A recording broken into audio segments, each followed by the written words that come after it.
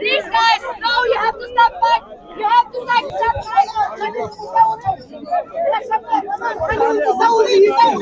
Please, one football.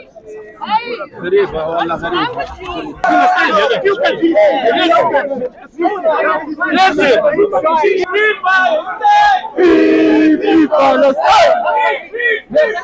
فماش علاش موضوع على خاطر التصوير. هذه حاجة كبيرة باش تدخل التاريخ، حبوها منظمة وتبقى منظمة. جبنا ثلاثة من الناس ما وصلش نص ساعة. في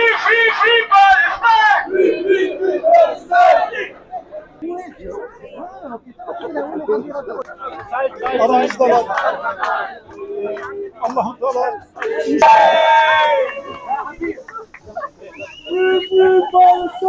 Bildiğiniz gibi insanlık tarihinin en kötü sahnelerinden birinin yaşandığı bir döneme denk geldik.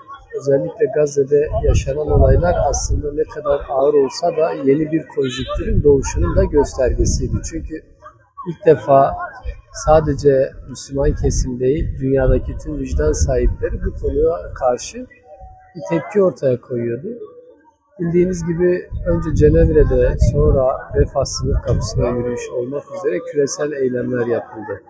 O dönem Madlen gemisi yola çıktı ve Tunus'tan bir kara konvoyu çıkmıştı. Biz de daha sonra dedik ki 4. dalgayı biz birlikte yapalım.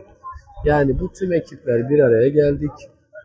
March to Gaza, sınır konvoyu, Freedom Flotilla ve Malezya'nın Sumut Musantrası. İşte buradan global Sumut Flotilla doğdu ve bunun amacı sivil, şiddetsiz, çok uluslu, ortak akla dayalı bir şekilde tarihin en büyük sivil filosunu hazırlayarak Gazze'de yaşanan duruma son vermek, ablukayı kırmak. Bu fikrin doğuşu, gelişme süreci bu şekilde oldu. Yani bu içinde bulunduğumuz an itibariyle iyi bir aşamadayız. Yani onlarca gemi hazırladık. Yüz binlerce başvuru oldu biliyorsunuz. Bunlardan gemiye binecek kişiler seçildi. Dünyanın birçok yerinde eğitimler, akreditasyonlar yapıldı.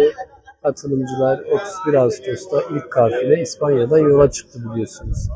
Ama bu dinamik bir süreç. Yani sürekli değişkenlerin olduğu, manipülasyonların olduğu bir süreç. Bir doğal nedenli olanlar var. Mesela rüzgar gibi, hava koşulları gibi. O biraz İspanya'dan gemilerimizin gelmesini geciktirdi.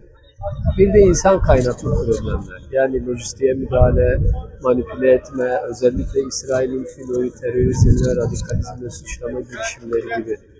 Ama tüm bunlara karşı şeffafız. Kim olduğumuz, ne olduğumuz amacımızı her zaman söylüyoruz. Birleşmiş Milletler'in bu filoyu himaye etmesini, uluslararası gözlemcilerin gelip gemide ne olup olmadığını kontrol etmesini, ülkelerin kendi vatandaşlarının gösterdiği bu tarihi çabayı desteklemesi gerektiğini ifade ediyoruz. Bu yönüyle ümitliyiz ve Gazze'deki ablukayı kıracağımıza da inanıyoruz. Yani gemimizde askeri sayılacak ya da sivile uygun olmayacak hiçbir şey yok. Yani tırnak makası bile yok.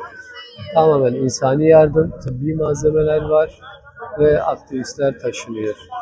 Yani biz şunu biliyoruz, Gazze'ye götüreceğimiz insani yardım, yani Gazze'nin belki bir günlük ihtiyacı kadar olacak. Ama burada özellikle 2007'den beri abluka uygulanmış. Hele ki son 2 yılda özellikle yapılanların son bulmasını istiyoruz. Gazze'nin de tüm özgür insanlar gibi koşulsuz, amasız, fakatsız yiyeceğe ulaşma, tıbbi bakıma ulaşma hakkı var. Kalıcı bir insani koridor açtırmak istiyoruz. Yani bu sivil bir organizasyon. Haliyle devletlerin parmağının olacağı, içinde olacağı bir iş değil. Hani kastınız buysa, bu sivil organizasyon olduğu için böyle bir şey hiçbir ülke için yok. Ama kastınız gemilerin Türkiye'den neden çıkması, çıkmaması meselesi ise biz bu stratejiyi hesaplarken şunu düşündük. Yani bu insani bir hamle, İsrail'de bunu manipüle etmek için her türlü senaryoyu devreye koyacaktır. O zaman İsrail'in eline malzeme vermemek üzere tüm senaryoları hesapladık. Bu sebeple gemilerin şu aşamada Türkiye'den çıkmasını uygun görmedik. Yani bu küresel ekip olarak aldığımız karardı. Delegasyonumuzun da fikri bu yönde oldu. Haliyle burada olacak bir durum yok. Ve bu avantajlı da oldu. Çünkü şu an İsrail radikalizmle, terörizmle zaten suçlama girişimi yapıyor. Ama öyle bir senaryoda bunu daha fazla kullanacaktı. Ama biz o malzemeyi ellerinden almış olduk. Yani katılım, başvuru herkese açıktı. O anlamda herkes başvuru yaptı. Daha sonra başvurular üzerinden Gazze'deki ablukayı kırmak için en etkili isimler, kişiler neyse ona göre bir seçim yapıldı. Şunu her zaman söylüyorum. Burada mühim olan Gazze. Burada isimlerimizin, cisimlerimizin, kimliklerimizin, rollerimizin bir önemi yok. Bizim bir tek amacımız var. Gazze'de yaşanan ablukayı kırmak. O yüzden bu ablukayı kırmak için ne gerekiyorsa onu yapacağız. Yani gemiye binmemiz gerekiyorsa bineceğiz, inmemiz gerekiyorsa ineceğiz. Bu sebeple bu Sumut konvoyunu, flotillayı desteklemek, işin neresinde olursak olalım zaten aynı gemide olduğumuzun bir göstergesi. Aslında şu an biz vicdan sahipleri olarak aynı gemideyiz. Medyada paylaşan, televizyondan bizi izleyip dua eden, bu işin başarıya ulaşması için fikir üreten, çaba sarf eden herkes, hepimiz şu an aynı gemideyiz. Sadece bazıları ekranda, bazıları ekran arkasında ama bunun da hiçbir önemi, değeri yok. Bunu özellikle vurgulamak istiyorum. Şimdi bildiğiniz gibi İsrail'in birinci amacı filonun hiç yola çıkmamasıydı. Bunu başaramadılar. İkinci amacı bu filonun sivil yönünü karartmak. Yani bunu siyasi bir yöne, siyasi bir malzemeye çekmek, bir yerlere empoze etmeye çalışmak. Bunu da başaramadı. Çünkü filo sivil bir filo.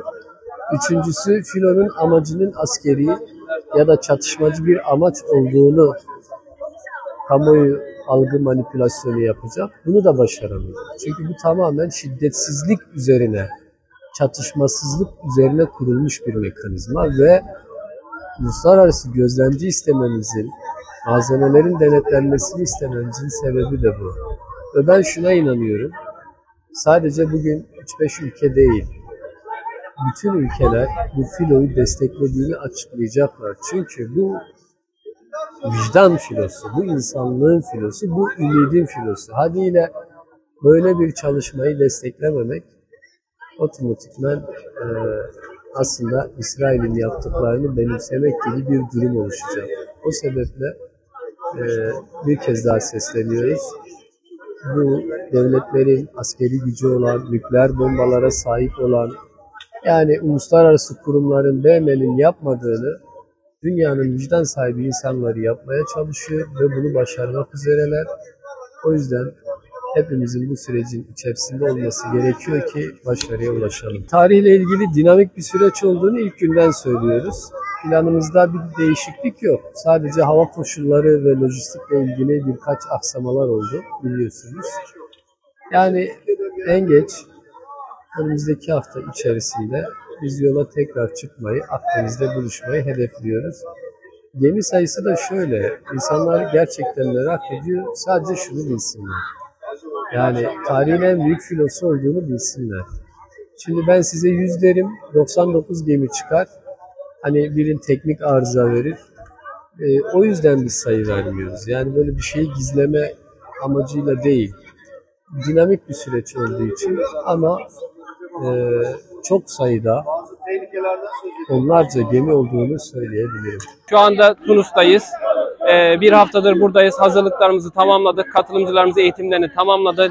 Gemilerimiz limana yanaştı. Bu programın birinci aşaması olan İspanya'daki gemilerimiz yola çıktı. şu anda Tunus limanına yanaştılar. Buradaki yakıt ikmali ve teknik destekten sonra inşallah beraber İspanya ekibiyle beraber Akdeniz'e açılacağız. İtalyan ekibinin ve Yunanistan'daki ekibin katılmasıyla birlikte Akdeniz'deki o büyük buluşmada birleşip güçlerimizi Gazze özelinde birleştireceğiz ve ablukayı kırmayı deneyeceğiz inşallah. Şu anda İspanya'dan 19 gemi limana doğru yanaşıyor. Buradaki katılımla birlikte İtalya'dan ve Yunanistan'da toplamda 80'e aşkın gemi oluşacak. 1000'e yakında katılımcımız mevcut. Bu çarşamba günü Tunus'tan İspanya ve Tunus ekibi, Türkiye delegasyonu ve diğer ülkelerden katılımcılar buradan çarşamba günü yola çıkacak. Daha sonra dediğim gibi İtalya ve Yunanistan dahil olacak ve süreç bu şekilde tamamlanmış olacak. Büyük